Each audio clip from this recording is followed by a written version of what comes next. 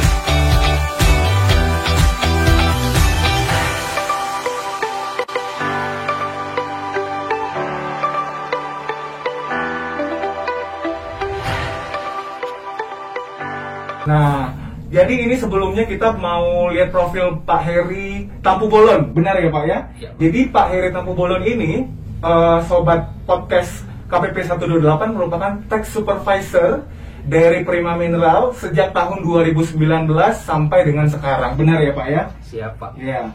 Jadi ini mungkin kita agak sedikit bahas ya Pak ya dari Prima Mineral sendiri. Untuk dairy-nya ini kondisinya wajib pajak pusat atau bagaimana? Ya, terima kasih, Pak. Dairy Prima Mineral itu sendiri terdaftar di 3 kantor pajak, yaitu pertama KPP Wajib Pajak Pusat 1 Jakarta, yang kedua KPP Pratama Kabanjahe, dan yang ketiga KPP Pratama Subul Salam.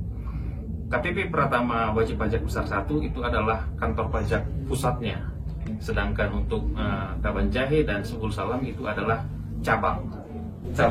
Iya, Oke. Nah, ngomong-ngomong tentang Dairy Prima Mineral nih selaku perseroan terbatas ya Pak ya. Kalau boleh tahu sebenarnya Dairy Prima Mineral ini perusahaan yang bergerak di bidang apa sih? Baik, Pak.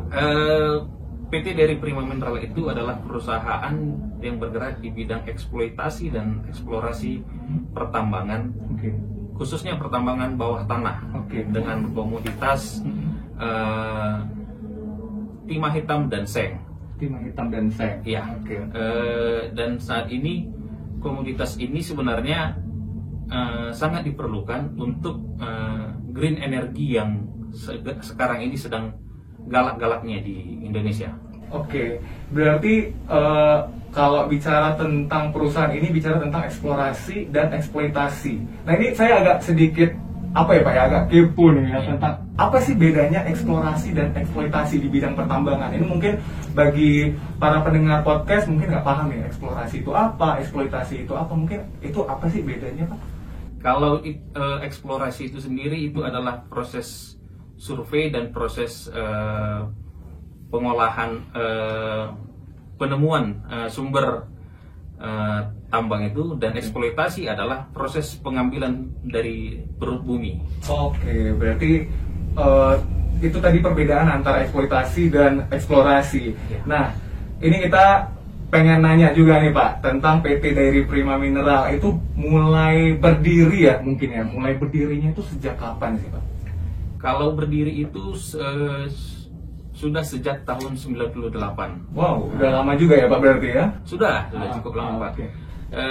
Tetapi karena ada suatu kendala sehingga baru bisa sebelumnya ada investor dari Australia datang ke Dairy Prima Mineral. Kemudian karena sesuatu hal investor tersebut menjual saham kepemilikannya. Kemudian yang terbaru saat ini kepemilikan dari Prima Mineral itu 51% itu dimiliki oleh NFC China, dan 49% itu dimiliki oleh Bumi Resource Mineral. NFC China itu adalah BUMN dari Republik Rakyat China, dan Bumi Resource Mineral adalah anak usaha dari PT Bumi Resource yang terafiliasi ke grup Bakri. Bakri berarti ya. Iya, Pak. Berarti di sini Dairy Prima Mineral penyokongnya 50%-nya itu adalah dari NSF Cina, benar ya? NSF Cina itu selaku BUMN yang ada di Republik Rakyat Tiongkok, benar ya Pak ya? Dan juga PT Bumi Resources yang merupakan afiliasi dari anak perusahaan Bakri, benar ya Pak ya? Sorry, saya koreksi Boleh. sedikit. 51% kepemilikan saham itu dimiliki oleh NFC China, dan 49% dimiliki oleh Bumi Resource Mineral. Oh, berarti didominasi sama BUMN di Cina ya untuk Dairy Iya. Prima Mineral ini ya Pak ya? Iya, Pak. Oke. Nah, ini bicara tentang Dairy Prima Mineral ya Pak, selaku perusahaan yang bergerak di bidang eksplorasi dan eksploitasi di bidang pertambangan. Nah, tujuan dari PT Dairy Prima Mineral ini untuk menjalankan bisnisnya kira-kira apa Pak?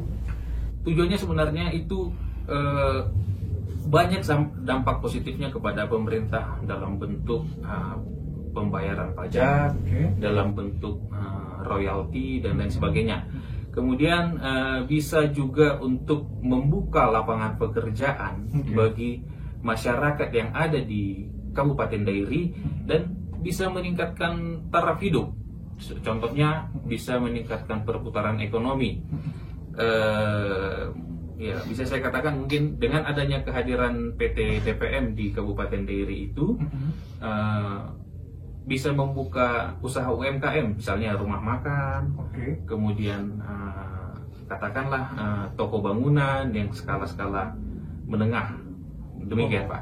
Berarti dalam hal ini saling bekerja sama antara PT Dairy Prima Mineral atau berkolaborasi dengan beberapa UMKM di Kabupaten Dairi. Iya, Benar ya? iya Pak. Oh, berarti ini benar-benar memiliki dampak yang berkelanjutan ya Pak ya? Ongoing concern bisnis dari PT Dairy Prima Mineral terhadap warga di sekitar. Iya. Benar ya?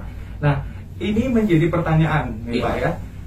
Kan ini dalam kondisi COVID-19 ya Pak ya? Iya. Dimana kalau dibilang kondisi COVID-19 mulai dari Desember 2019 ya sampai sekarang itu kan suasana yang menyeramkan untuk khususnya di bidang bisnis dan perekonomian. Ya. Nah, cara atau strategi bertahan dari PT Dairy Prima Mineral sendiri untuk mengatasi yang namanya kelesuan di COVID-19 ini bisa dijelaskan nggak Pak? Baik, terima kasih Pak.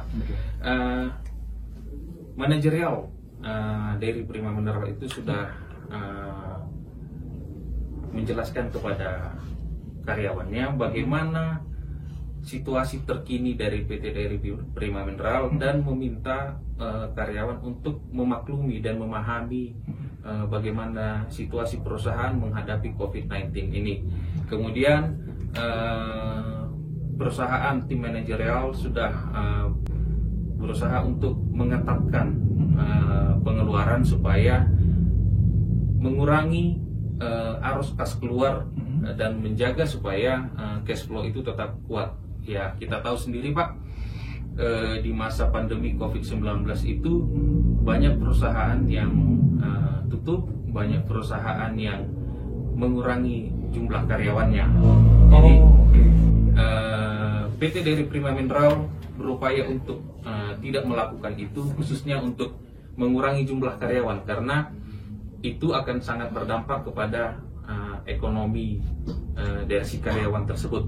Demikian Pak. Bicara tentang karyawan, kira-kira jumlah karyawan di keseluruhan ya Pak ya, dari Prima Mineral, mulai mungkin dari Dairi, Jakarta, dan Subul Salam, totalnya berapa Pak? Total itu ada sekitar 150 sampai 160-an Pak. 150 sampai 160 Iya, seluruh Pak. karyawan. Iya Pak. Di 3 perusahaan dari Prima Mineral, pusat atau pencabang, benar? Ya, cabang posisinya sekarang ini kalau pembagian persentase karyawan itu ada di Kabupaten Dairi dan di Jakarta. Di Jakarta itu di pusatnya, dan tapi lebih kebanyakan sih sebenarnya di Kabupaten Dairinya itu sendiri Pak, karena di Kabupaten Dairi itu adalah lokasi tambangnya itu sendiri. Gitu, Pak. Oke, siap. Nah, ini Pak kan dari Prima Mineral, ini agak menarik. Bapak tadi bicara tentang lokasi tambang sendiri di dairinya. Nah, untuk di Jakarta sendiri itu mengurusi terkait apa Pak di Dairi Prima Mineral pusatnya? Kalau di Jakarta itu lebih kepada teknis pengurusan izin, kemudian pelaporan kepada pemerintah, kemudian pelaporan kepada dinas atau institusi yang terkait, begitu Pak. Demikian Pak. Oh, berarti dalam hal ini di Jakarta sendiri tidak ada ininya ya Pak ya, tidak ada terkait produksinya, produksi namanya bukan di sana, lebih ke dairinya. Untuk Subul Salam sendiri Pak?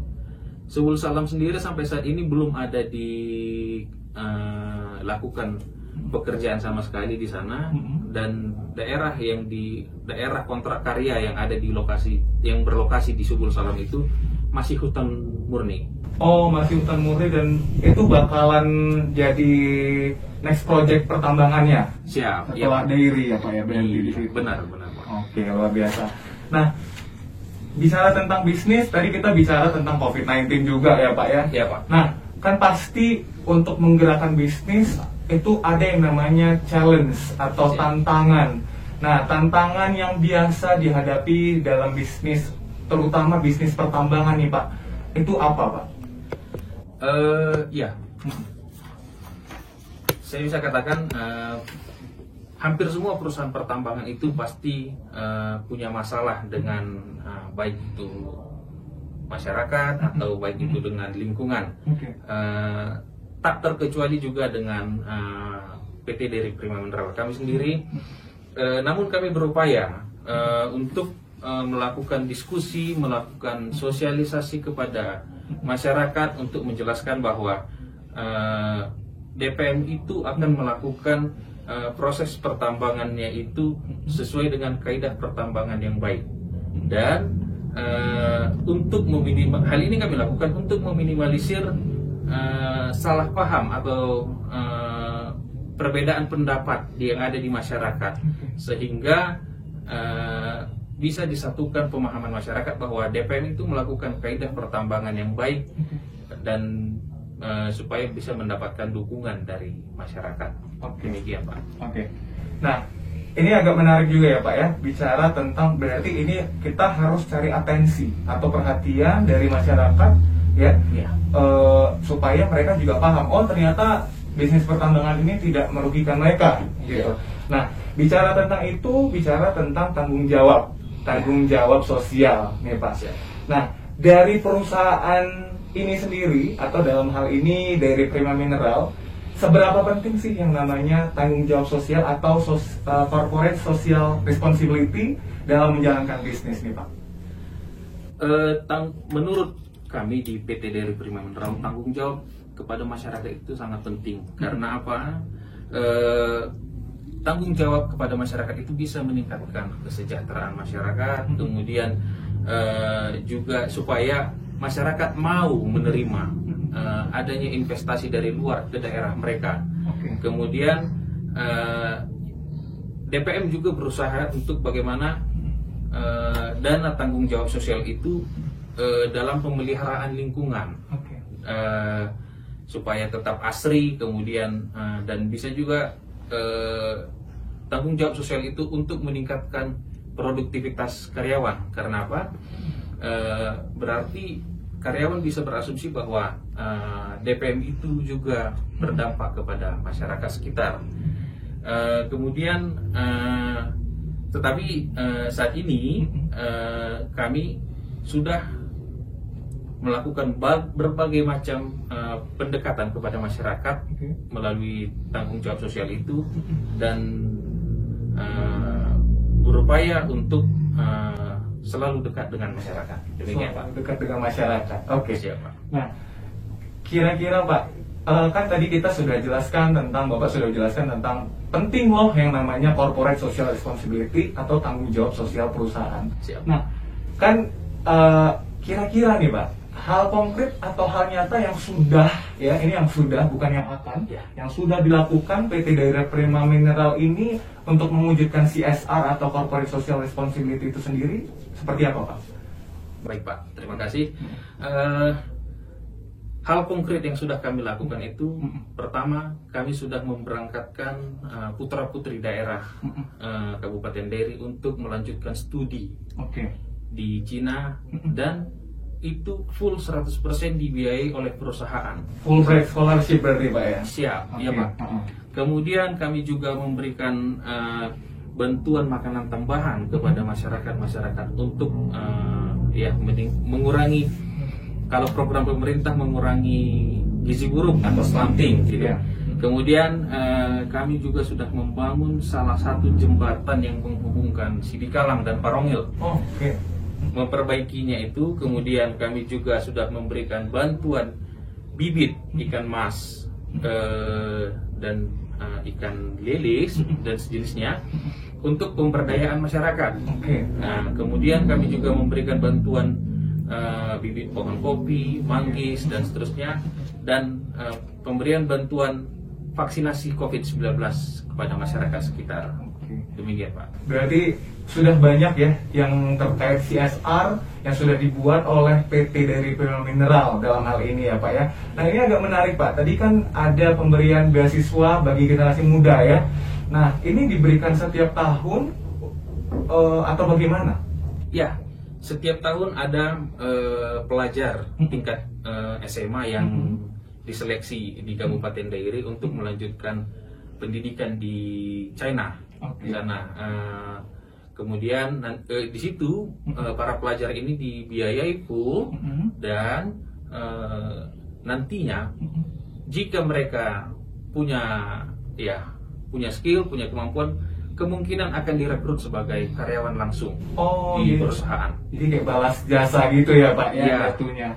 Luar biasa. Ini terbuka setiap tahun.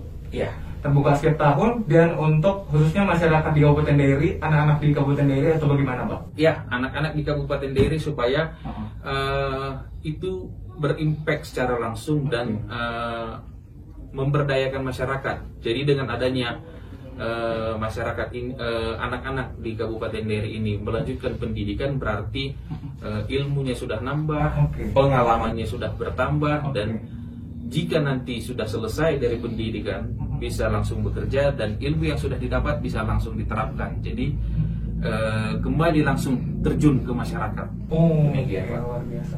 Ini kita agak sedikit bahas tentang CSR, agak lebih banyak ya Pak ya. Siap. Bicara tentang CSR sebenarnya kalau bicara tentang beasiswa sendiri itu dimulai dari kapan sih Pak? Beasiswanya itu sudah dimulai dari sejak 2018. Itu kira-kira yang sudah mendapatkan manfaatnya, generasi muda kira-kira jumlahnya tahu nggak nih Pak? Kalau rata-rata, jumlah rata-rata yang saya katakan yang diberangkatkan itu sekitar 15 orang. 15 orang. 15 orang per tahun yang diberangkatkan oleh perusahaan untuk beasiswa penuh kuliah di China. Oke. Gitu, Pak. Oke, berarti ini cukup luar biasa ya.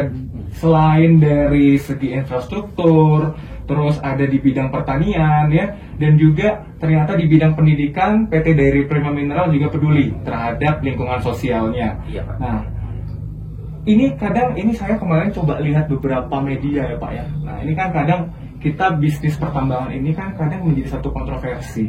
Nah, kontroversinya itu kadang berpikir ada beberapa masyarakat yang mungkin dengan pengetahuan yang terbatas, apalagi yang tidak tahu menahu tentang pertambangan ya, berpikir bahwa ketika bisnis pertambangan muncul, nah beberapa masyarakat di sekitar itu bakal paniknya maksudnya ini gimana nanti bakal jadi gempa segala macam gitu ya. Nah, ini berdampak negatif sama lingkungan masyarakat. Nah, pertama yang saya ingin tanya adalah cara komunikasi dari PT Dairy Prima Mineral untuk meredakan emosi, biasanya kan emosi ya Pak ya. Kadang kan masyarakat atau misalnya kita yang tidak tahu tentang bisnis pertambangan itu emosi itu mungkin dipancing sama pihak-pihak yang mungkin manas-manasin nih. Ini gimana sih cara membangun komunikasi dari perusahaan untuk meyakinkan kalau misalnya ini bisnis pertambangan ini sudah, yang tadi di awal Bapak bilang ini green economy loh, maksudnya berdampak, kita nggak merugikan masyarakat, tapi kita membangun, kita jaga batasan, kita punya constraint atau batasan kepada masyarakat sehingga masyarakat juga tidak dirugikan. Gimana sih cara mengkomunikasikannya Pak kepada masyarakat supaya masyarakat sadar, oh ternyata bisnis pertambangan ini tidak merugikan ke kami. Baik, terima kasih Pak. Okay. Kami sudah melakukan diskusi dan sosialisasi mengenai dampak positif dari kehadiran perusahaan itu bagi masyarakat, khususnya masyarakat yang ada di Kecamatan Silima Pungga-Pungga. Kami selalu mengatakan bahwa yang pertama, dampak positif kehadiran perusahaan itu adalah terbukanya lapangan pekerjaan yang seluas-luasnya kepada masyarakat. Artinya, masyarakat itu bisa bekerja di perusahaan PT Dairy Prima Mineral itu sendiri, ataupun bekerja di kontraktornya perusahaan Dairy Prima Mineral itu sendiri. Karena dalam usaha pengembangan perusahaan ini nantinya kami akan membutuhkan bantuan dari perusahaan kontraktor. Masyarakat bisa bekerja di situ, tidak hanya bekerja di DPM itu sendiri. Demikian Pak. Kemudian kepada daerah itu bisa meningkatkan pembayaran pajak, bisa meningkatkan penerimaan pendapatan daerah, gitu Pak. Pajak dan retribusi. Kemudian bisa meningkatkan perputaran ekonomi. Perputaran ekonomi di sini yang kami maksud bahwa dengan hadirnya DPM ini otomatis nanti banyak masyarakat pendatang atau banyak masyarakat yang bekerja, sehingga banyak perputaran ekonomi, multiplier effect yang muncul dari kehadiran Dairy Prima Mineral itu sendiri. Demikian Pak. Berarti mengkomunikasikan terkait yang namanya terbukanya lapangan kerja bagi masyarakat di daerah dairy, khususnya ya Pak ya, untuk menopang perekonomian mereka lebih lagi ya Pak ya. Iya Pak. Nah, ini kan kita sudah bicara tentang background atau profil dari Dairy Prima Mineral yang merupakan salah satu wajib pajak patuh di kantor pelayanan pajak Pratama Kabanjahe. Nah, ini kita sudah ambil insight atau sudut pandang dari profil Dairy Prima Mineral. Nah, kita ini coba kulik. Nah, kan tadi saya tanya-tanya Bapak tentang Dairy Prima Mineral. Nah, ini mungkin sudut pandang wajib pajak ya terhadap pemerintahan. Ya, kita ke sesi itu sekarang. Ya, nah, kira-kira ini Pak, kan bicara tentang bisnis, ini bicara tentang banyak hubungannya tentang perizinan, ya, bicara tentang hukum legalnya. Nah, sebagai wajib pajak lah ya Pak, atau di luar itu lingkupnya lebih besar lagi di bidang pemerintahan sendiri, pendapat Bapak nih. Tapi ini Bapak sebagai perwakilan ya Dairy Prima Mineral, pendapat Bapak terhadap tata hukum atau birokrasi khususnya di bidang perizinan atau legal di Indonesia itu bagaimana, Pak? Secara umum, tata hukum yang ada di Indonesia itu sudah baik. Oke. Tetapi menurut kami ada beberapa peraturan itu yang tumpang tindih antara satu lembaga atau satu instansi dengan instansi lainnya. Ini yang perlu untuk sebagai bahan perbaikan kepada instansi terkait, bahwa tolong dibuatkan suatu regulasi atau aturan yang tidak tumpang tindih dan bisa mempercepat proses perizinan. Proses perizinan sehingga tidak menghambat proses investasi. Ada masuk, baik itu investasi yang berasal dari dalam negeri maupun investasi yang berasal dari luar negeri. Demikian, Pak. Oke. Berarti sejauh ini untuk perizinan tata hukum di Indonesia itu sudah tergolong baik ya, Pak ya? Iya, Pak. Namun bicara tentang yang namanya peraturan ini, kadang ada yang perlu diperbaiki, khususnya di beberapa peraturan yang sifatnya tumpang tindih antara satu lembaga dengan lembaga lainnya. Ini mungkin saya agak sedikit pengen tahu nih, Pak ya. Nah, agak sedikit pengen tahu nih, sejauh ini khususnya di bidang, ini kaitannya nanti ke bidang pertambangan ya, Pak ya, bisnis pertambangan, terus nantinya ke terkait lingkungan hidup juga, benar ya, Pak ya? Iya. Sejauh ini untuk dari perizinan baik itu di pertambangan ataupun di lingkungan hidup tergolong aman, tergolong baik kah atau bagaimana? Terima kasih, Pak. Untuk perizinan di lingkungan hidup sendiri, saat ini internal DPM itu sedang melakukan upaya revisi AMDAL, analisis mengenai dampak lingkungan. Dan sedang proses saat ini di Kementerian Lingkungan Hidup dan Kehutanan, dan juga di Kementerian PU. Hubungannya ke Kementerian PU adalah karena terkait dengan tailing storage facility (TSF)-nya perusahaan yang mengharuskan adanya kajian dari Balai Bendungan Kementerian PUPR.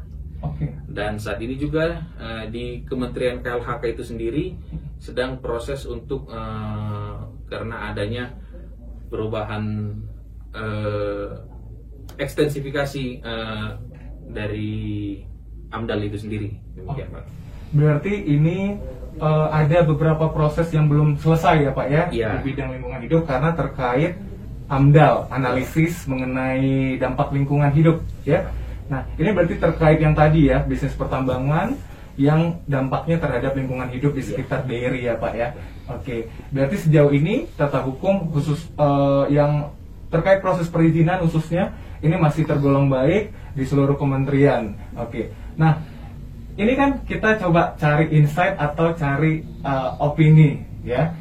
Bagaimana sih sebenarnya kalau misalnya dari sudut pandang dari Prima Mineral, Bapak sebagai perwakilannya yang sering hadir ya, kalau misalnya kami undang acara Bapak selalu hadir. Nah, kira-kira untuk pelayanan dari kami sendiri, kantor pajak Kabanjahe, khususnya petugas pajak terhadap dari Prima Mineral ini seperti apa, Pak? Terima kasih, Pak. Oke. Hubungan yang terjalin selama ini antara PT Dairi Prima Mineral dan KPP Pratama Kabanjahe itu menurut kami sudah sangat baik, di mana komunikasi selalu terjalin. Kami selalu, jika kami ada kendala dalam pelaksanaan kepatuhan perpajakan, kami selalu menghubungi petugas pajaknya untuk menanyakan bagaimana solusi atau bagaimana penyelesaiannya. Kemudian kami juga sering berdiskusi dengan petugas pajaknya mengenai perubahan peraturan perpajakan. Kita sama-sama tahu bahwa peraturan perpajakan itu sendiri sangat cepat perubahannya dan itu harus diterapkan dan harus diterapkan. Jadi kami sering berkomunikasi bagaimana caranya penerapan peraturan tersebut dan kami berharap supaya kedepannya hubungan baik ini bisa tetap terjalin dan ada saling keterikatan antara perusahaan dan wajib pajaknya, antara kantor pajak dan wajib pajaknya. Oke. Demikian Pak. Oke, berarti sudah tergolong baik ya untuk Ya. pelayanan kita KPP Pratama Kabanjahe khususnya petugas pajak terhadap dari Prima Mineral ya Pak ya. Iya Pak. Nah, ini kita bicara tentang harapan nih Pak. Tadi kan mungkin kita kasih opini, Bapak kasih opini terkait bagaimana perizinan, bagaimana tata hukum di Indonesia. Nah, harapannya terkait tata hukum dan perpajakan di Indonesia ini bagaimana Pak? Harapan dari Prima Mineral mungkin apa yang harus kami perbaikin? Ini terkait sarannya gitu di bidang pemerintahan, di bidang perizinan itu mungkin dari Bapak bagaimana? Baik, terima kasih Pak. Oke. Harapan kami ke depannya supaya aturan hukum itu mengenai perizinan di Indonesia itu lebih baik lagi. Artinya tidak ada tumpang tindih, kemudian peraturan itu bisa dijalankan sesimpel mungkin, secara efektif dan efisien. Kemudian untuk perpajakannya itu pertama mungkin saran kami supaya peraturan perpajakan itu tidak terlalu sering berubahnya, karena akan sangat menyulitkan bagi wajib pajak perubahan-perubahan itu sendiri. Kemudian adanya insentif di bidang perpajakan kepada perusahaan, khususnya perusahaan yang investasi dari luar, karena bisa saya katakan bahwa investasi dari luar itu memberikan kontribusi dalam pembayaran pajak itu cukup besar. Kemudian seperti yang saya katakan tadi, membuka lapangan pekerjaan dan kesempatan berusaha kepada masyarakat, sehingga pada akhirnya keuntungan itu bisa didapatkan oleh negara itu sendiri. Karena apa? Dengan terbukanya lapangan pekerjaan, dengan adanya peningkatan pembayaran pajak itu kan ujung-ujungnya kepada negara juga. Demikian Pak. Oke, benar. Oke, itu terkait harapan Bapak berarti terhadap pemerintahan ya Pak ya. Oke. Nah, ini bicara tentang bisnis balik lagi ya Pak ya. Nah, ini mungkin bagi beberapa pemula atau saya bisa bilang pemula kali ya Pak ya, yang pengen menggerakkan bisnis ini khususnya di bisnis pertambangan. Nah, untuk dari Prima Mineral sendiri nih Pak ya, adakah saran untuk para penonton yang nantinya yang nonton podcast ini atau yang mendengar podcast ini, ada saran yang pengen bergerak di bisnis pertambangan harusnya dimulai step awalnya seperti ini? Mungkin bisa dijelaskan Pak. Baik, terima kasih Pak. Ya. Pertama saran untuk memulai di bisnis pertambangan itu adalah masalah izin. Apapun selalu pangkalnya itu adalah izin. Oke. Nah, pengusaha atau perusahaan itu harus patuh kepada peraturan perundang-undangan, khususnya kepada Undang-Undang Minerba, Mineral dan Batubara, kepada Undang-Undang Lingkungan Hidup, kepada peraturan perpajakan, kepada dampak sosialnya, undang-undang mengenai dampak sosialnya itu. Kemudian perusahaan membangun komunikasi yang baik kepada masyarakat sekitar, dengan harapan bahwa masyarakat bisa menerima kehadiran perusahaan pertambangan, dan perusahaan pertambangan pun bisa memperkerjakan masyarakat lokal sebagai karyawannya. Kemudian perusahaan berusaha untuk mengurangi atau meminimalisir dampak lingkungan, kerusakan lingkungan dari aktivitas pertambangan itu sendiri. Karena tidak bisa dipungkiri bahwa aktivitas pertambangan itu sangat erat kaitannya dengan lingkungan. Sehingga, dan bagi kami sendiri, kami berusaha untuk meminimalisir dampak lingkungan itu dengan penggunaan riset, kemudian penggunaan alat-alat teknologi yang lumayan bagus dan dioperasikan oleh orang-orang yang kompeten. Ya, demikian Pak. Oke, baik. Ini sedikit kesimpulan dari podcast kita hari ini, ya. Untuk dari Prima Mineral sebagai wajib pajak patuh di kantor pelayanan pajak Pratama Kabanjahe. Nah, jadi untuk dari Prima Mineral sendiri, ini merupakan dari perusahaan yang patuh terhadap peraturan perundangan. Tadi ada beberapa saran yang diberikan oleh Bapak Heri Tampubolon selaku Tech Supervisor.